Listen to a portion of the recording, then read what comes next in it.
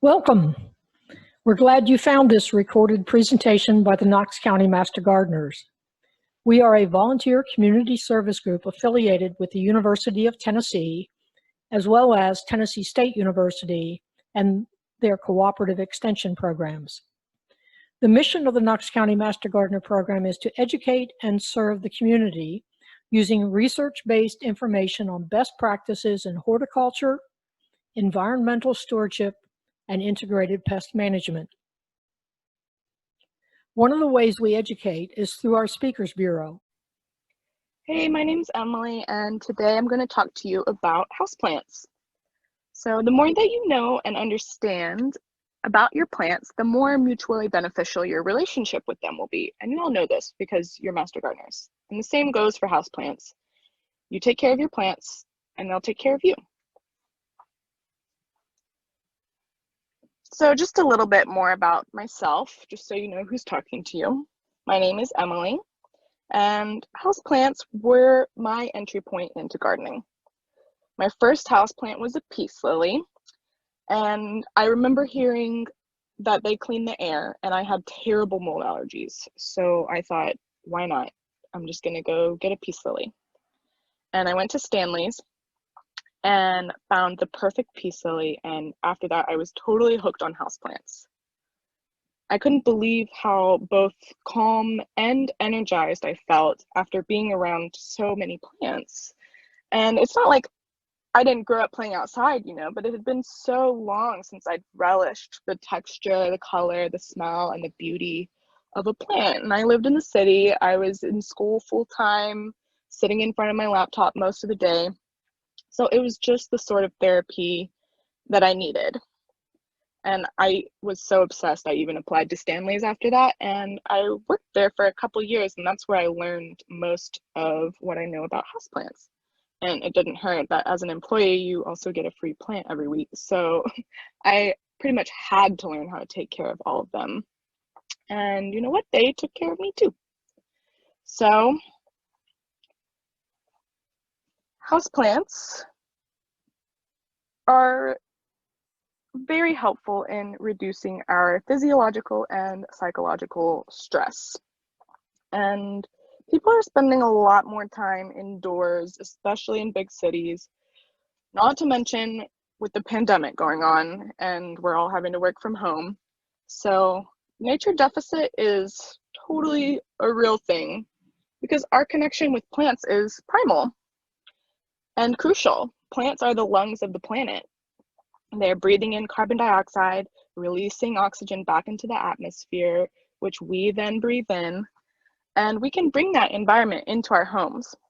So NASA actually did a study on houseplants to identify and test which plants were most efficient at cleaning the air for their space stations. So they tested for which filter pollutants best, which release the most oxygen and moisture. And I'm going to go into some of those today, plus how to take care of them. So, as I've mentioned, plants can facilitate healing. They will lower your blood pressure, they'll lift your mood, they can even help improve productivity and concentration, enhancing your cognitive skills, reducing your stress and anxiety, lowering your blood pressure, aiding in sleep. Didn't know that one. They act as a natural humidifier. They improve the air quality, which I mentioned. And not to be overlooked, they provide beauty, which is important, I think. So, some of the things that houseplants help filter out are the pollutants in our homes, which is really shocking when you get into it. Now, I don't know a lot about all these different chemicals, but there's a lot in our homes that we're breathing in. And when we're spending more time inside, it's pretty crucial for us to create a healthy environment. So there are volatile organic compounds, they're called VOCs, that are consistently higher indoors, up to 10 times higher than outdoors. And those are chemicals that are released from our cleaning products, our adhesives, solvents, even fire retardants in furniture and rugs. So especially when you buy a new rug and it has that like new rug smell, that new rug smell isn't healthy for you. You're breathing in chemicals. But there are some plants that are really good at filtering those chemicals. So formaldehyde, benzene, trichloroethylene, xylene, those are some of the ones that NASA tested for. Now, one thing that I learned that was pretty disappointing is that paraffin candles are particularly toxic to breathe in when you're burning them. And those are the candles that, they're just the candles that you normally find, just like at the supermarket or whatever. So be careful about what candles you're getting. Okay, so let's go into some of the plants that help filter out these things. I don't want to scare you. Okay, so snake plant is one of my favorites. It's very hardy. I've had mine for years, and you can divide them and make multiple plants out of them. I'll go more into propagation and dividing in a little while. But this one does really well with low light, which is often the environment that we have in our homes. So of course it'll do a little better if you can give it some sun, but it's one of those that doesn't need to be right in front of a window.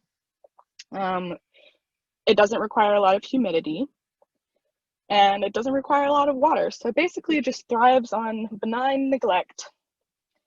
You do want to water it once every 2 weeks or so. In the winter you can get away with once a month, but when it starts to outgrow its pot, you can divide it into 2 or more smaller plants and pot them separately.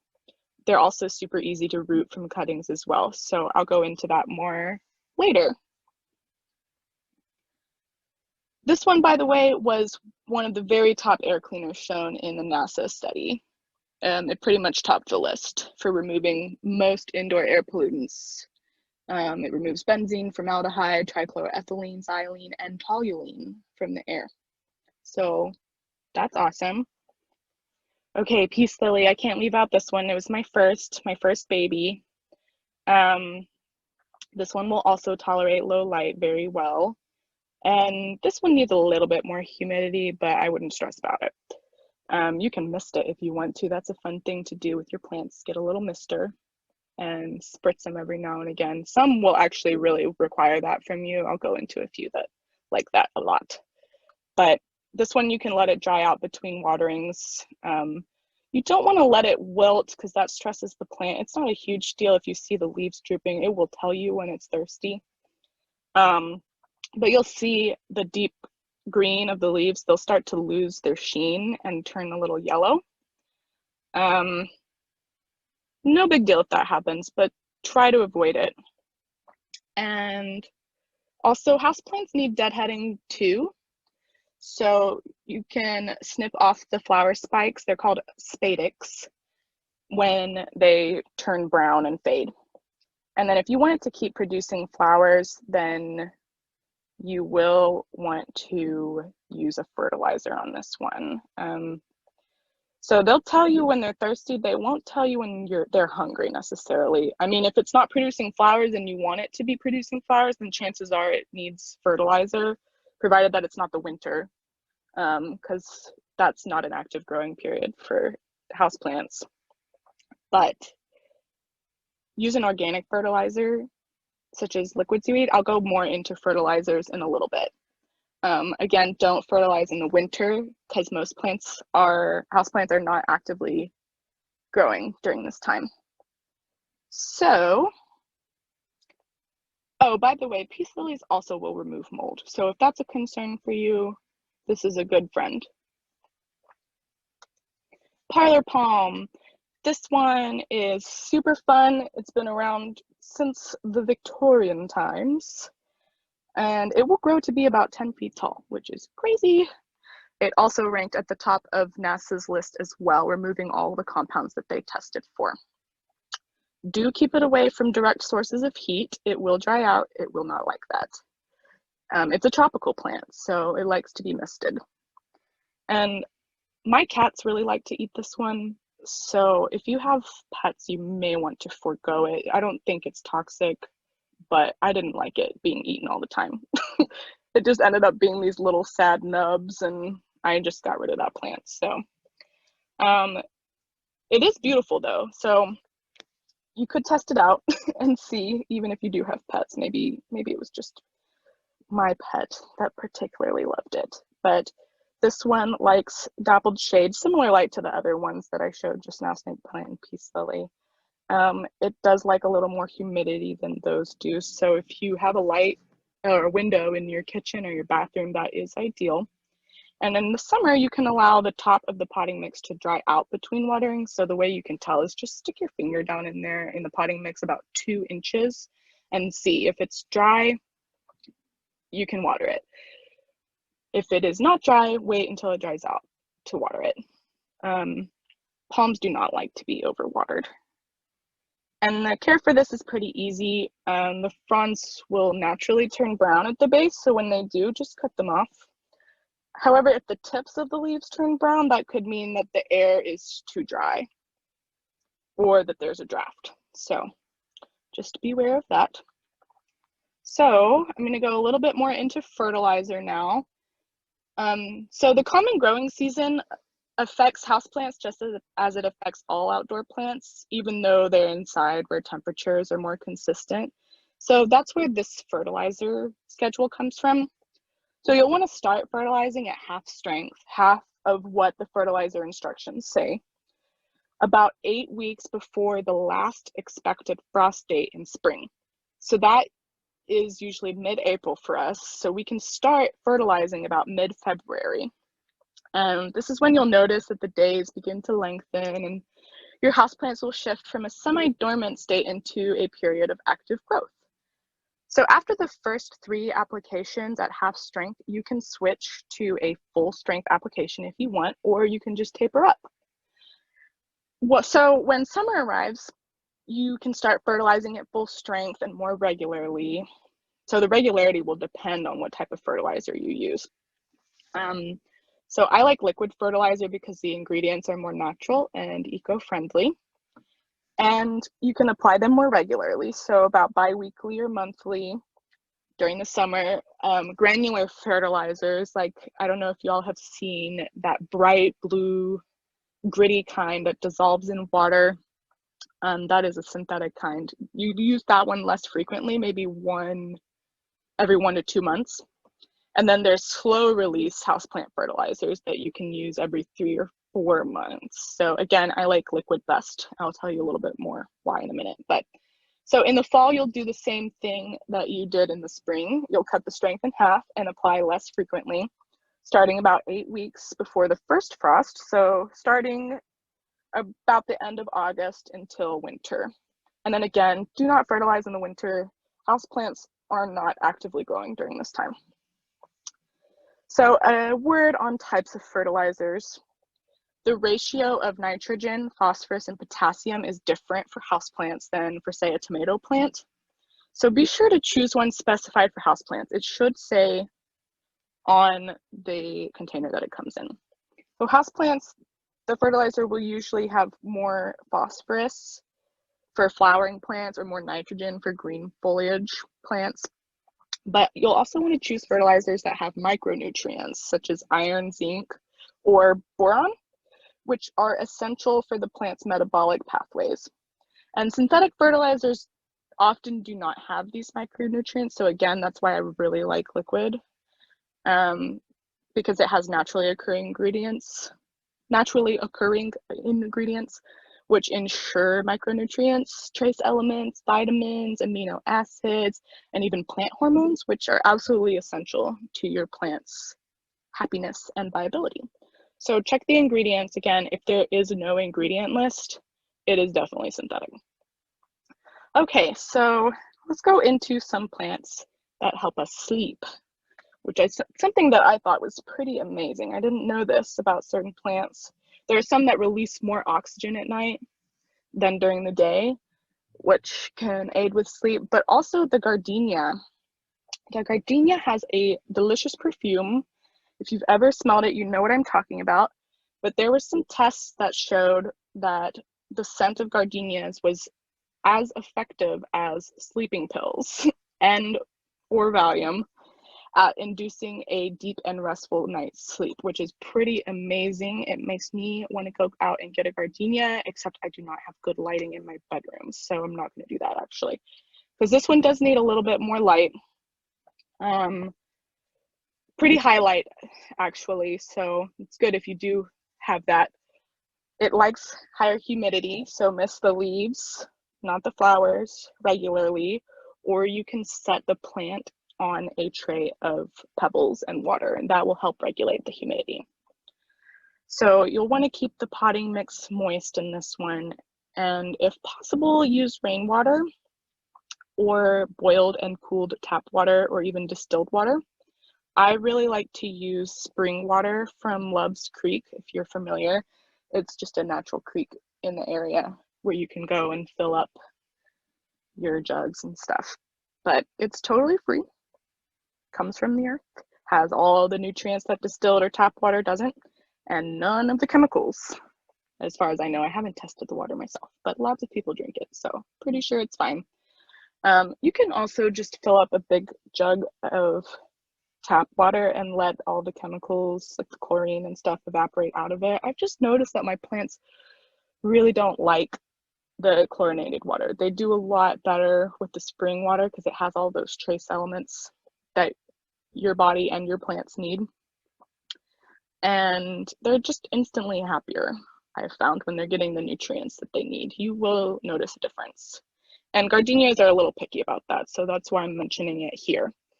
They also prefer warm conditions. They really don't like it when it's cold and dry, and because that'll cause their flower buds to droop. Okay, one more for sleep. The pitcher plant. This is a little tongue-in-cheek. It doesn't actually necessarily do anything that induces sleep like the gardenia does. However, I don't know about you, and I don't know how, but somehow flies are constantly finding their way into my house, and they are keeping me up at night. They keep me annoyingly alert. I go into fly killing mode. And so why not put a pitcher plant to work instead, right? So again, not actually that much of an option for me because I don't have enough light in my bedroom. I guess I could move it outside during the day if the temperatures are okay. But anyways, you could also get a Venus flytrap or sundews. They will also eat the bugs, the flies, and the mosquitoes. Or you could get all three to create a little fly and mosquito death trap and keep them in a nice little moisture micro environment together. Anyways, so like I said, this one likes bright sun. It likes humidity. And carnivorous plants are bog dwellers, so they do prefer continuously moist but free draining potting mix. Again, use rainwater or distilled water or spring water, like I said, because the chemicals in tap water are harmful.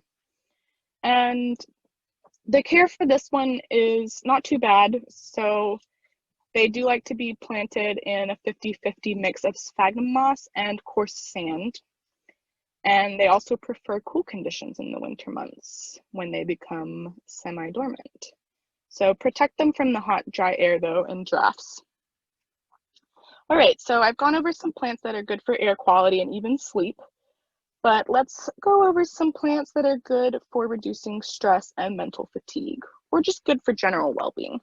Of course, in my opinion, that is pretty much a benefit of all plants or nature in general, but you can look for plants with particularly fun colors and textures, and even take a moment out of your day to experience the plant with all of your senses. It is very meditative and healing. Also, touching plants makes us feel calmer and happier. That has been shown. So you can find some with some fun textures. So terrarium plants, these are wonderful. I'm not going to go into how to create a terrarium in depth because that could be an entire talk in itself. But I'm obsessed with them right now, and I just wanted to mention it in case it inspires anyone because they are making me very happy in a time of my life that is a little stressful. Let's be real, it's 2020. Things are a little difficult. So anyways, terrariums are pretty much a rabbit hole of its own, but they provide such a meditative experience in both making and observing them. And it's also just super fun and satisfying, especially if you add little springtails and roly-polies to your terrarium. Again, you're going to want to close the lid on those, but to create a sealed but sustainable environment, and adding bugs actually really helps with that. They eat mold and stuff that can grow in there. So I put a general list of materials here. There's a good YouTube channel called Serpa Design that will teach you how to do basic builds, or more complex ones if you get really into it. And don't be afraid to collect some moss from outside. It won't mind being moved as long as you're sure to keep it moist, which it will be if you have a sealed container. So if you don't want to do a sealed one, you could do plants that prefer drier environments. You could do a succulent terrarium. Those are also really fun to make. A little bit more challenging with cacti and things just because they're pokey. They can hurt you a little bit. But yeah, ferns and mosses are super great for the closed environments. Photonia, nerve plant, that's the one there on the bottom right. Rex begonias, those aren't pictured. Angel vine, that's that little vine with the tiny circular leaves in the top photo. Okay, so that's my plug for terrariums. I love them. Succulents, they're also super great. They're easy to care for the most part. They don't need too much attention. They like bright indirect light and low to moderate humidity. And so I wanted to tell you, jade is one of my favorite succulents. They can grow up to 4 feet tall, and they're remarkably easy to care for. They like to be kept quite dry, and they're associated with wealth, luck, and prosperity. So Hoya, that's the one, both of those on the bottom, is also called Hindu rope plant. It's a rather bizarre looking plant. As you can see, it makes these very otherworldly looking fuzzy pink flowers that smell amazing. They have like a chocolatey, coconutty, sweet smell. And then the foliage is all of these like little folded leaves that curl in on each other. And then they trail, and that's really cool. So this one likes to be a little bit more moist. This one likes some misting, especially in the summer. Fishbone cactus, despite it being a cactus, also likes to be a little bit more moist. So again, the easiest way to check whether your plant needs water or not is to stick your finger down in the top 2 inches of the potting soil and just see if it feels damp. And if it feels damp, just wait to water until the top 2 inches feels dry again, because you don't want to waterlog the plant, because that can cause root rot, which will kill your plant. So with these, you'll want to water regularly between spring and fall, but ensure that the potting mix dries out again between watering, and water only sparingly in the winter. It doesn't need as much in the winter. Okay, and then ferns are some of my favorite plants for keeping indoors, just because they do tolerate lower light quite well. They do want to be more moist though, but that's not a problem if you set them on a tray of damp pebbles or just mist them regularly. Again, don't allow the potting mix to dry out. Keep it moist, but not waterlogged. And if the soil does dry out, you can set the pot in a sink full of water until the soil is fully soaked again. With ferns, don't use full strength fertilizer. It will scorch the leaves. So if that does happen, you can just cut back the browning stems down to the base. I mean, that'll happen naturally too. So again, just cut it back, and you will see new growth soon after that. I have a maidenhair fern, which isn't pictured here. This photo here is of a rabbit's foot fern, but I have a maidenhair fern, and those are quite diva-ish. They are very delicate, and that has died back several times. The fronds have gotten really dry or crisped up entirely, and I've just cut it all back, and then within a month or a couple months you'll get a full healthy plant again, because it grows back pretty quickly. I've had my maidenhair fern for years, which is crazy because it's such a delicate plant, but when its fronds get sad then you just snip them back and you'll get new fiddleheads come up, which is cool. So yeah, so maidenhair ferns, they don't like a draft. Most ferns don't. The rabbit's foot fern is called rabbit's foot fern because of those fuzzy rhizomes that you see trailing out of the pot. And this one and bird's nest fern, also not pictured, are great for adding moisture to the air. So they act as natural humidifiers, which is great in the winter for us.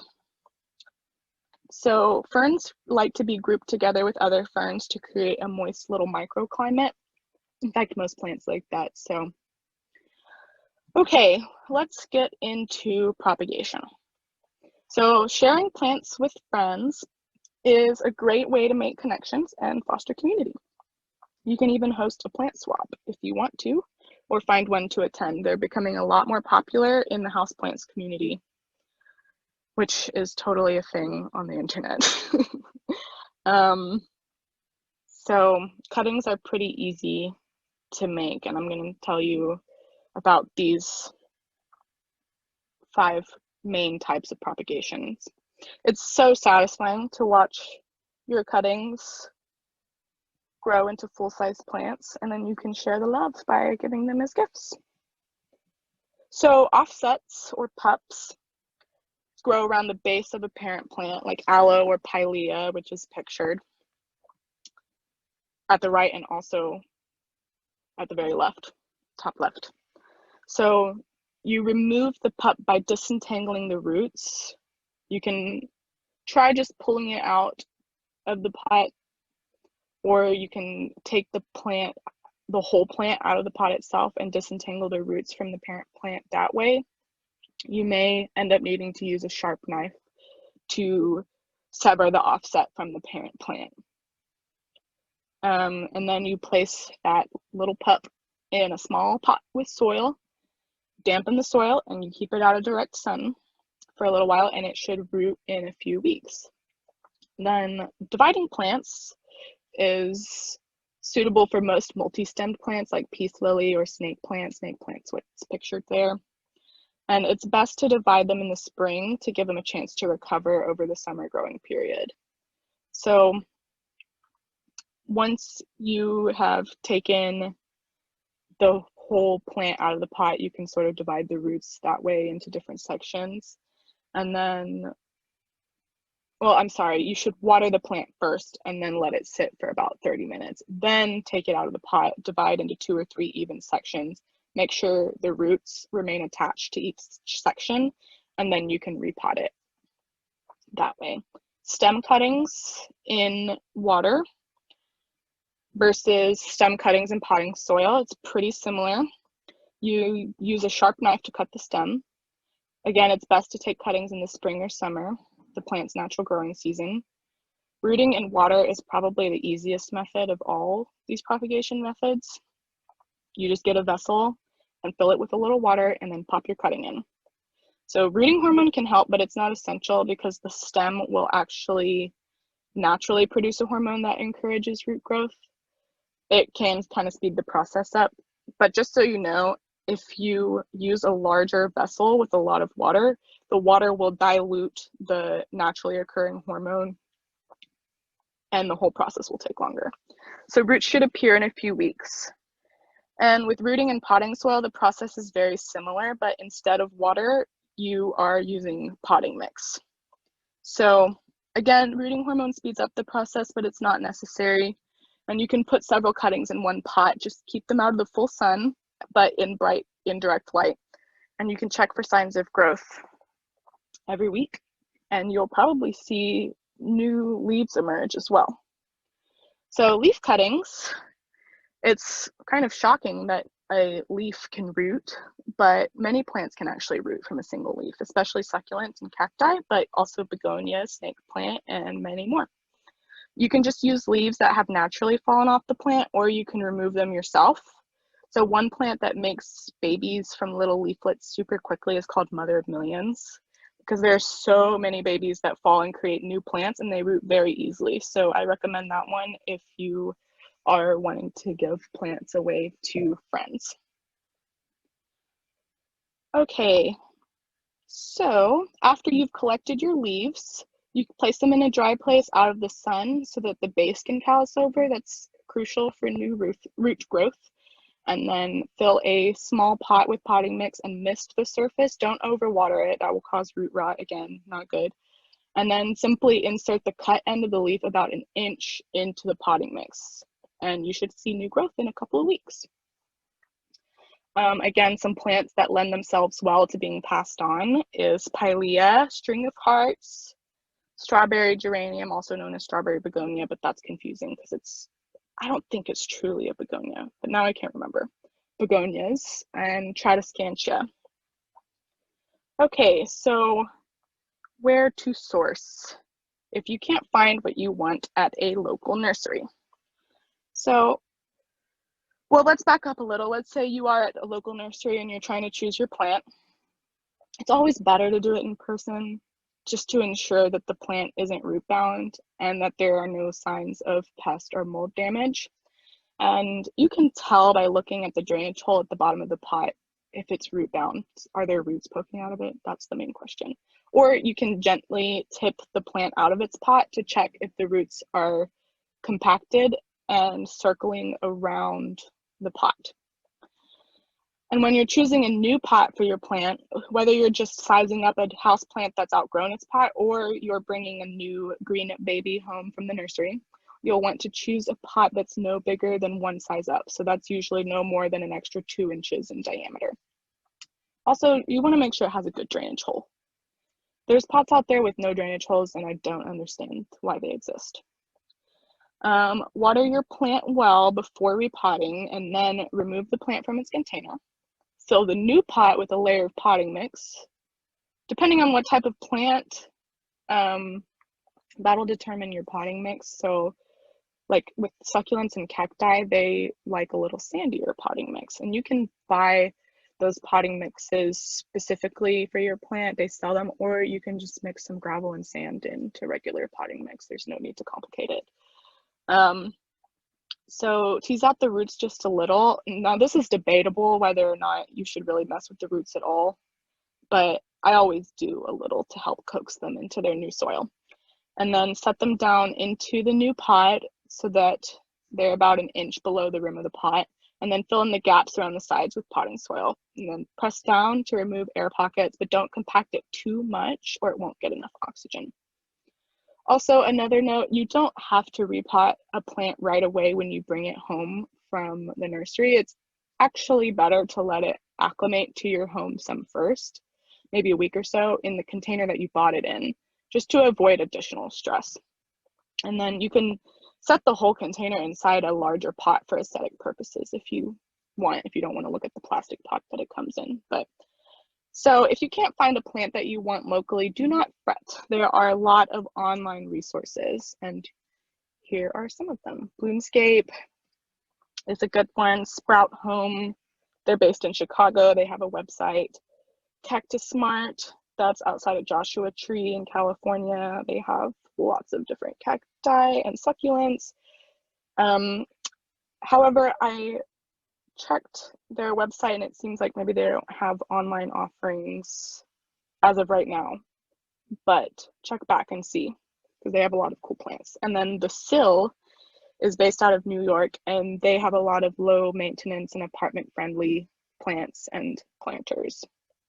Yeah, so that is all I've got. So thank you all for listening. If you have any questions, you can contact me. Thanks so much. Take care. We hope you enjoyed this presentation and that you learned something that will help you in your gardening endeavors, whether that means more blooms on your flowers and ornamental shrubs, attracting more pollinators to your garden, or improving your vegetable production. As we were not able to field your questions today, we want to close by offering you some ways to reach us. As you can see on this slide, we have a presence on Facebook. You may post questions to either of these Facebook pages. Feel free to upload a photo, especially if it helps to describe the problem you have. If you are not a Facebook user, you may call the Extension office at 865-215-2340 and leave a detailed message with your question.